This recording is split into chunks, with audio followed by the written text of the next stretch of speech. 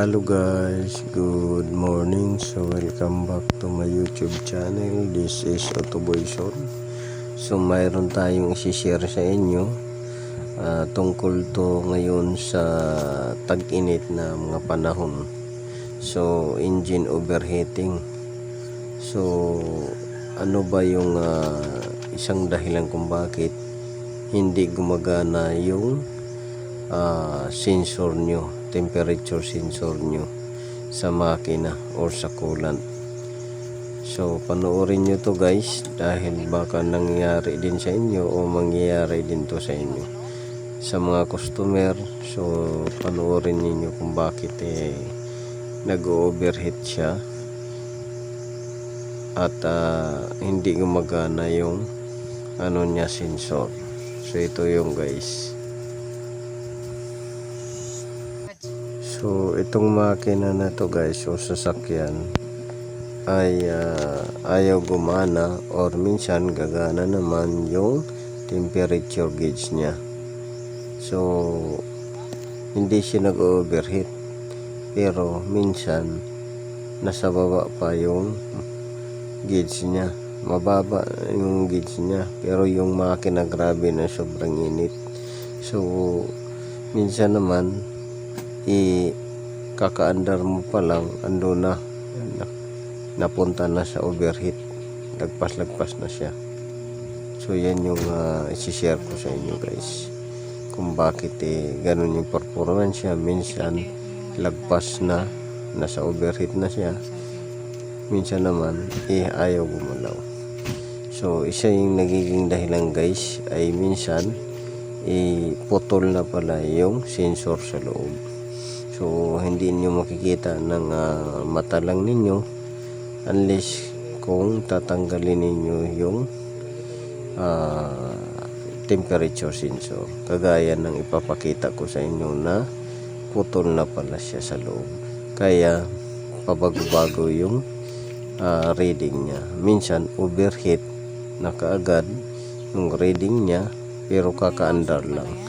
Minsan naman nasa baba, pero sobrang init na ng makina. So ito yung guys. Yun, naputol sa puno. Yun ang naiwan. Oo, yun yung naiwan. Kaya pala ito, wala nang kontak. Putol na. Libot lang alam mo eh. Yung isa, natanggal ko na. Nagabit ko na. Isang resistor. Ito. Okay na. Yung ito, hindi may kabit. Gawa na. Naiwan yung pinaka kabit. Kaya pala nakarekta na yung setting nun dahil dito hindi nila natanggal yung pinaka-cover na naiwan sa loob.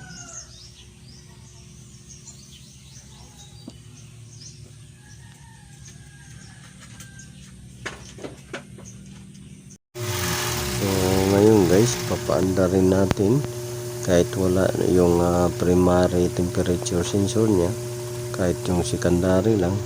So subukan natin na paanda rin kung mag-overheat pa ba siya or tataas ng mabilis yung temperatura ng makina. So yun lang guys ang masishare ko sa inyo. So isang dahilan yun, pagputol yung sensor, pabago-bago yung reading. Minsan kakaandar mo lang, pero nasa taas na, nasa pula na siya, overheat na.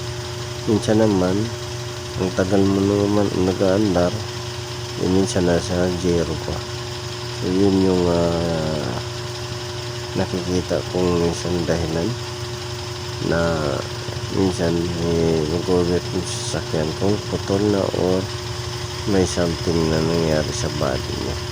So yun lang guys, sana may natutunan kayo. This is Autoboyson, at don't forget to like, share, subscribe my YouTube channel Autoboyson, at FB ko Yubi Post TV at saka Autoboyson.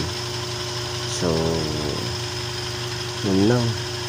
Maraming salamat and God bless.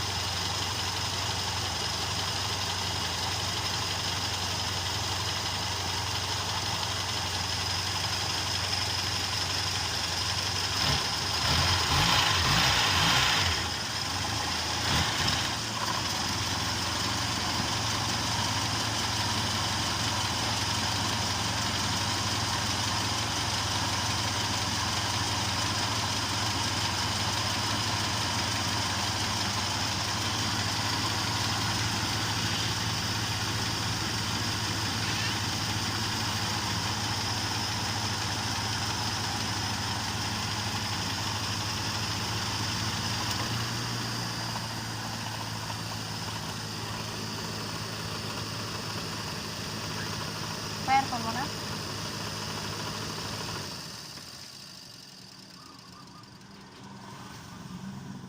Ito lang naman ang mandar. Ha? Ito lang ang mandar. Hindi, pagbunot ko yun. Hmm. Testingin ko na. RPM. Waya.